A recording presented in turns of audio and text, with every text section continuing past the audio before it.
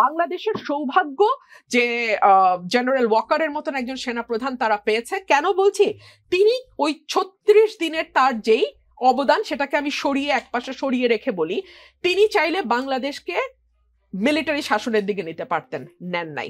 তিনি একজন army personal হয়েও বারবার বারবার বারবার নির্বাচনের তাগিদ দিয়েছেন। এটা কিন্তু একজন আর্মি পার্সনের কাছ থেকে আমরা দেখে অভ্যস্ত না। সো তিনি কিন্তু তার সমস্ত মানে পিছনের ইয়েগুলো ভেঙে দিয়ে, নর্ম যেগুলো আমরা দেখে অভ্যস্ত সেই জায়গাগুলো ভেঙে দিয়ে তিনি একেবারে পেশাদারিত্বের একটা পরিচয় দিয়েছেন। ব্যারিস্টার রুমিন ফারহানা, ইদানিং লক্ষ্য করা যায় যেখানে সেনাবাহিনীর নাম আসে, যেখানে প্রতিষ্ঠান হিসেবে সেনাবাহিনী এবং সেনাপ্রধানকে একরকম দায়ী করার প্রবণতা থাকে, এটা কেন, কারা করে? যারা বাংলাদেশকে অস্থিতিশীল করতে চায়, যারা মুখে বাকি সবাইকে ভারতের এজেন্ট বলে কিন্তু সত্যিকার অর্থে এজেন্ট হিসেবে পারপাস সার্ভ করা যেটাকে বলে সেটা তারা দেশের বাইরে থেকে করে, তারাই সর্বত্র সেনাপ্রধানের দোষ দেখে।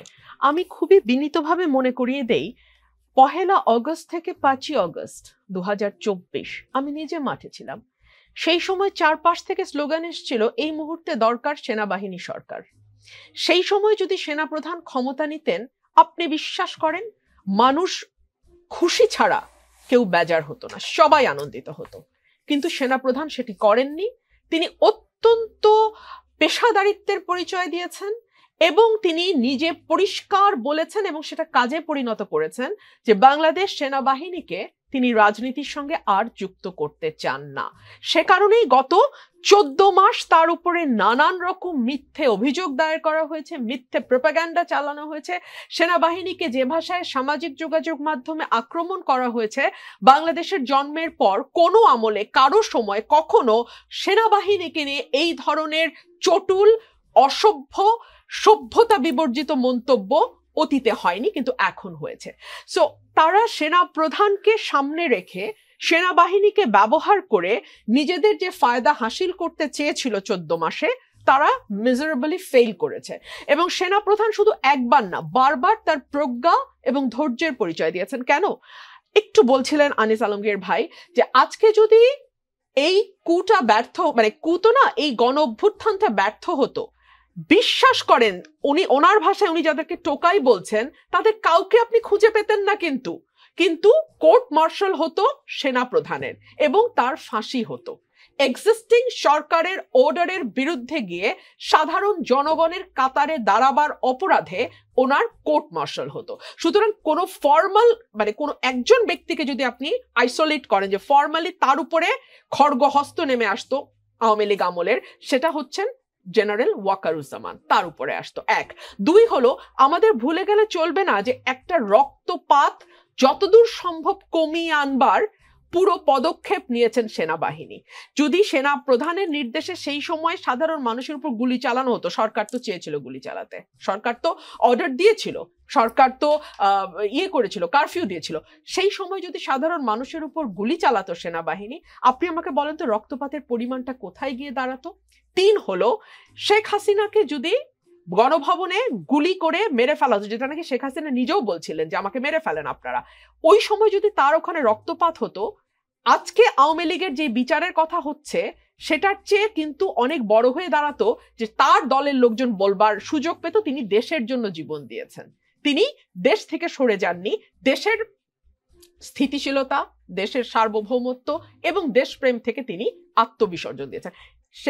জনাব ওয়াকারুজ্জামান কিন্তু সেটাও করতে দেন নাই, তিনি নিরাপদে তাকে চলে যেতে দিয়েছেন সো দ্যাট পরবর্তীতে পুরো বিষয়টিকে ট্রায়ালের আন্ডারে আপনি আনতে পারেন।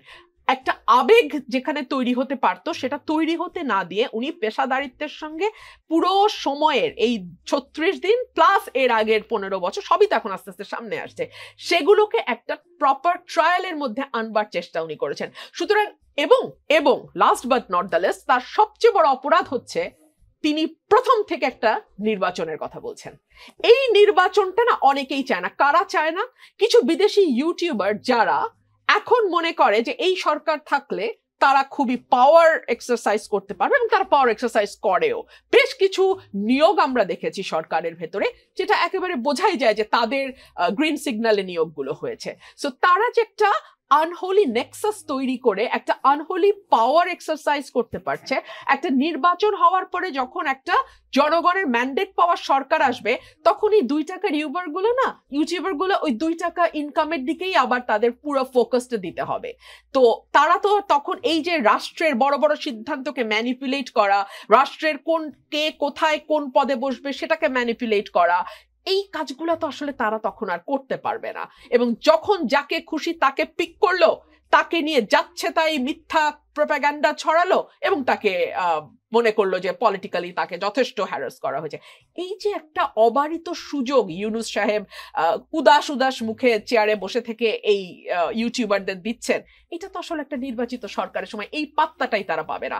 সো এইসব কারণে যারা নির্বাচনের কথা বলে, আপনি একদম লক্ষ্য করে দেখবেন, আমি শুরু থেকে নির্বাচনের কথা বলেছি, বারবার নির্বাচনের কথা বলেছি।